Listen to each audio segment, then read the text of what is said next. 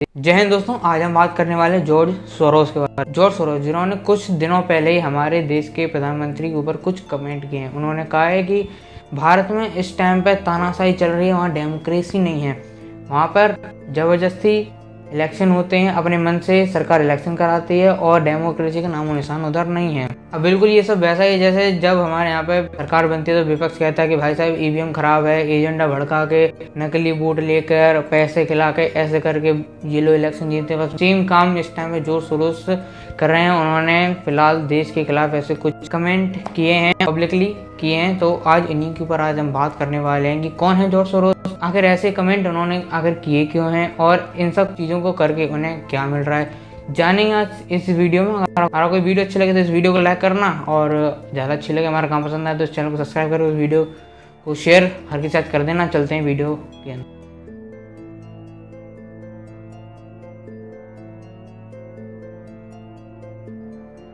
तो शुरुआत से बात करें जॉर्ज सोरोस के बारे में, तो जॉर्ज सोरोस का जन्म हंगरी में 1930 12 अगस्त को हुआ था। ये एक यहूदी परिवार में जन्म इन्होंने लिया था और जिसके बाद उन्होंने अपनी लंदन से पढ़ाई की, वो थी लंदन स्कूल ऑफ इकोनॉमिक्स से इन्होंने अपनी पढ़ाई कंप्लीट की। पर अब जैसे कुछ कहते हैं ना कि जो इंसान जहाँ खाता है उसी थाली में छेद करता है, इन्होंने भी बिल्कुल वैसा किया। अब इन्होंने लंदन इंग्लैंड वगैरह में रह के पढ़ाई की, वहाँ से इकोनॉमिक वगैरह सीखी, बिजनेसमैन बने और उसके बाद इन्होंने इंग्लैंड की बैंक का ही बेड़ा गर्क कर दिया। जी हाँ, जैसे कि आप जानते हो एक चीज़ होती है ट्रेडिंग वगैरह में, मार्केटिंग वगैरह में, शॉर्ट सेलिंग। ये सब फिलहाल अडानी हिंडनबर्ग के टाइम पे भी हुआ था, जब हिंडनबर्ग ने इनकी इमेज डाउन करके उस चीज़ को शॉर्ट सेलिंग की थी। शॉर्ट सेलिंग ऐसे ही होती है, पहले उसके शेयर खरीद लेते हैं, बोरो वगैरह, उनका पूरा अलग सिस्टम होता है। चाहो तो उसके ऊपर हम वीडियो बना देंगे। तो शॉर्ट सेलिंग करके उन्होंने उनकी बैंक, इंग्लैंड की बैंक को, बैंक ऑफ इंग्लैंड को एक तरह से बैंकरप्ट कर दिया था। और उस टाइम पर उन्होंने एक महीने के अंदर अंदर $1 बिलियन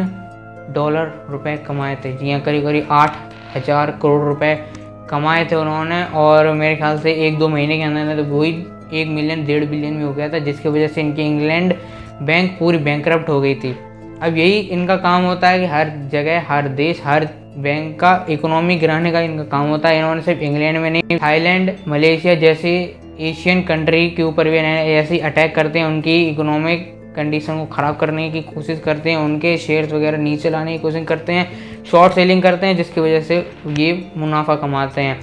अब ये तो होगी कुछ बात है, और आपको इनके स्टेट्स वगैरह बताएं तो फिलहाल इस टाइम पे इनकी नेटवर्थ अराउंड $8.6 बिलियन की है, जिसमें से वो लाइफ टाइम में अभी तक $32 बिलियन डोनेट कर चुके हैं फाउंडेशन वगैरह में। अगर आपको ये फाउंडेशन शब्द सुन के ऐसा लग रहा है कि भाई साहब ये बहुत महान आदमी है, इनके ऊपर ऐसे वीडियो को बनाए जा रहे हैं, हर कोई ऐसे वीडियो बना रहा है, इनकी इमेज को गिरा रहा है, तो सबसे पहली बात इस चीज़ के बारे में आप आगे जानेंगे। तो जैसा कि मैंने आपको कहा था कि हंगरी में पैदा हुए थे, पर तो कहते हैं ना कि धोबी का कुत्ता ना घर का ना घाट का, मतलब कि हंगरी में भी इनको एक तरह से बैन कर रखा है। क्योंकि हुआ कुछ ऐसा था, जब हंगरी में इनकी सरकार आई थी उस टाइम पे ये इनकी फेवरेबल सरकार नहीं थी, जो इनको एजेंडा में मैच, इनका एजेंडा उनसे मैच नहीं कर रहा था, इनकी आइडियोलॉजी उनसे मैच नहीं कर रही थी, जिसकी वजह से इन्होंने अपने रुपए कुछ ऐसी संस्थाओं में, एंटी नेशनल संस्थाओं में, इन्होंने फाउंडेशन में अपने रुपए डोनेट किए, जो कि इनके खिलाफ, जो कि वहाँ के प्राइम मिनिस्टर हैं उनके खिलाफ एजेंडा भड़काते थे और उनकी सरकार को गिराने का काम करते थे, जिसकी वजह से वहाँ की सरकार ने इनको एक तरीके से बैन कर रखा है कि स्टॉप सोरोस का रूल लागू कर दिया है कि पूरी हंगरी में सोरोस किसी भी फाउंडेशन को डोनेट नहीं कर सकते, कोई फाउंडेशन इनकी डोनेशन नहीं ले सकती है, रह सकती है, तो उस पर लीगली केस होगा। आप समझ सकते हैं कि ये कितने ज़्यादा महान है। ऐसा ही ये सिर्फ हंगरी में नहीं, लंदन, अमेरिका, हर जगह पे करते हैं। अमेरिका में भी जब बराक ओबामा की जब सरकार बनी थी उस टाइम पे भी ये किया गया था, क्यों, पर यहाँ पे कुछ अलग किया गया था, क्योंकि बराक ओबामा इनकी आइडियोलॉजी से मैच करते हैं, इसीलिए उन्होंने उनकी सरकार बनाने के लिए रुपए दिए थे। ये सब काम करते हैं, ये अलग अलग जाके देशों में देखते हैं कि भाई साहब इनकी आइडियोलॉजी से कौन मैच करने वाली सरकार है किस देश में, उसको सपोर्ट करते हैं, उनसे उन्हें कोई दिक्कत नहीं जिनसे उनकी आइडियोलॉजी सेम है। पर जहाँ उनकी आइडियोलॉजी अलग दिख गई, जहाँ आइडियोलॉजी मैच नहीं कर रही, वहाँ पे वो कहेंगे भाई इधर तो डेमोक्रेसी नहीं है, उधर तो मतलब गुंडा राज चल रहा है, जैसे हमारे यहाँ पे कहते हैं तानाशाही चल रही है, यहाँ पे डेमोक्रेसी नहीं है, हर किसी के ऊपर अत्याचार हो रहा है।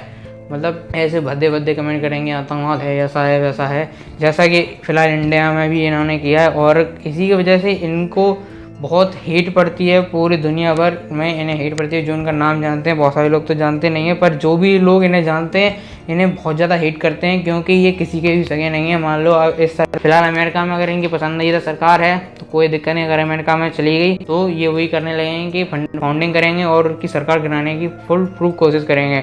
और इंडिया में भी इसी टाइम पे इसीलिए कर रहे हैं क्योंकि आप जानते हो कि अगले साल इलेक्शन आने वाले हैं। जी हाँ, इसी की वजह से इस टाइम पर धीरे धीरे करके आप देखेंगे हिंडनबर्ग और ये जॉर्ज सोरोस जैसे लोग सरकार गिराने का काम कर रहे हैं, जिससे लोग इन्फ्लुएंस हो जाएं, इंडिया के लोग इन्फ्लुएंस हो जाएं इन लोगों की बातों से, माइंड वॉश हो जाएं, जिसकी वजह से वो लोग नरेंद्र मोदी को वोट ना दें और सरकार वहाँ से गिर जाए और उनकी आइडियोलॉजी के लोग भारत में आके रहने लगे। पर भारत के लोग ऐसा करने नहीं वाले, और क्योंकि आप जानते होंगे कि कोई भी डेवलप देश एक डेवलपिंग कंट्री को डेवलप होता हुआ देख नहीं सकते।